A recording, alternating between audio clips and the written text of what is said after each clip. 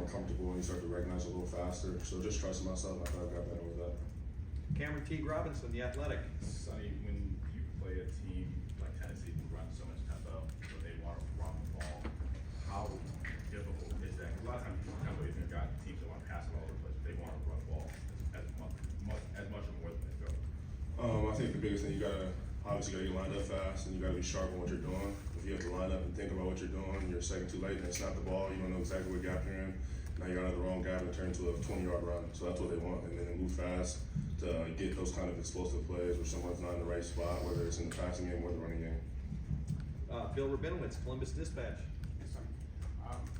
If it comes down to you guys having to win these 4 games, mostly on defense, how confident are you that you're up to challenge? I mean, as a defense, we always take pride in wanting to win every game on defense, regardless of how the offense is playing. Obviously, we have a super talented offense, and we expect them to play well, as do they. But we take pride in as defense. Like, we have enough talent in our defense, and we have obviously a great defense coordinator, Coach Knowles, where we should be able to win any game on defense. Tim May, Yeah. Letterman Row. Yeah, I was just wondering, something following up on their tempo offense. What will be the most critical thing Saturday night for you guys defensively from play to play?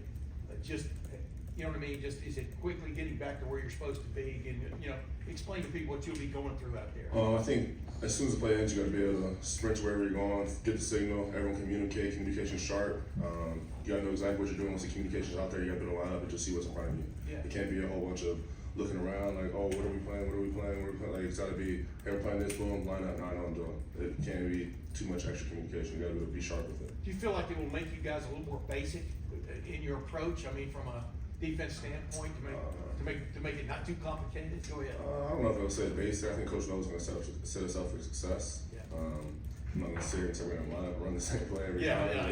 Yeah, I think Coach Knowles is going to set us up for success and make sure everyone's locked in on what we're doing, everyone's sharp, and everyone knows exactly what we're doing. Deep middle, Tony Girdman, Buckeye Huddle.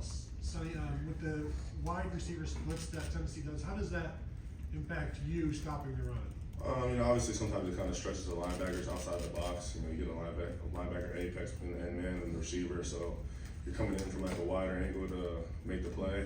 It's a little different than what you see with most teams. You apex a lot, but not to that extent.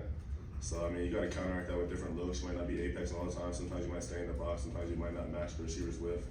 But I think you just got to be sharp with your eyes. When you're coming from that far, you got to know exactly what you're seeing, and once you see, you got to go because you got a lot of space to make up. How much have you done it this year? You got to work on it quite a bit. Like Tennessee's unique with how far it is, so you're not usually apex as far as that. But obviously we're able to replicate that in practice these past 2 weeks, a week and a half, whatever that may be. So we're trying to get the best that we can in practice with it. Right next door, Tom Moore, Buckeye Huddle. Nico Iamaleava seems like he does a really good job extending plays, and sometimes that's run, and sometimes that's just buying time to throw.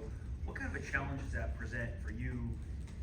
Having to be real disciplined in your rush, not letting him get out, but also if you're in coverage, you might have to cover for a lot longer than you normally would. Yeah, it takes all 11, so it starts with the rush lanes, like you said, everyone being in the rush lanes where they're supposed to be, and then if he does happen to get out, because he's a great athlete, and obviously you're not gonna have a chance to make some great plays, you gotta be able to hang in there.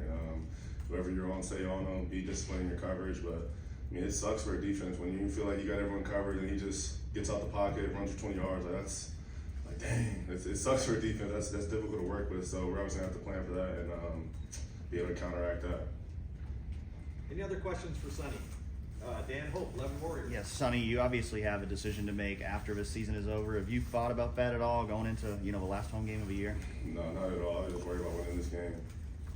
Rob Aller, Columbus Dispatch. Yeah, how do you get the taste of the Michigan loss out of your mouth? I know as a team you guys talk about it, but how do you personally do that? Obviously it sucks. It's the game, so it's one of the most important games of the year. So it sucks losing that game. You got to turn on the film, watch it, see what you did well, see what you did wrong.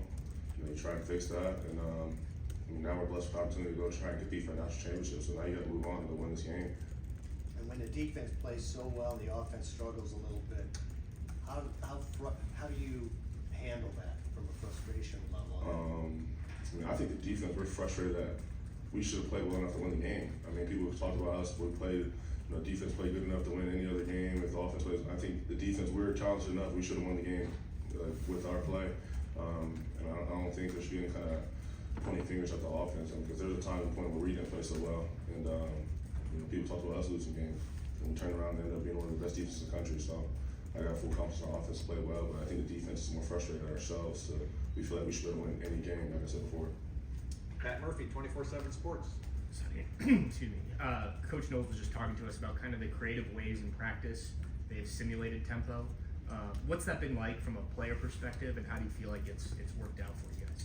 I mean, yeah, it's been well. I think they definitely try to give us the best look they can, but obviously you can't really replicate the exact look that they give, because they're obviously really good at it. I mean, you turn on the film, it's like the ball's gonna snap and this play clock's only down like 5 seconds.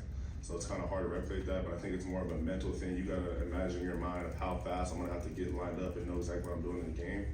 And yeah, I think we got a lot of mature guys in our defense, so we're gonna be able to handle that well.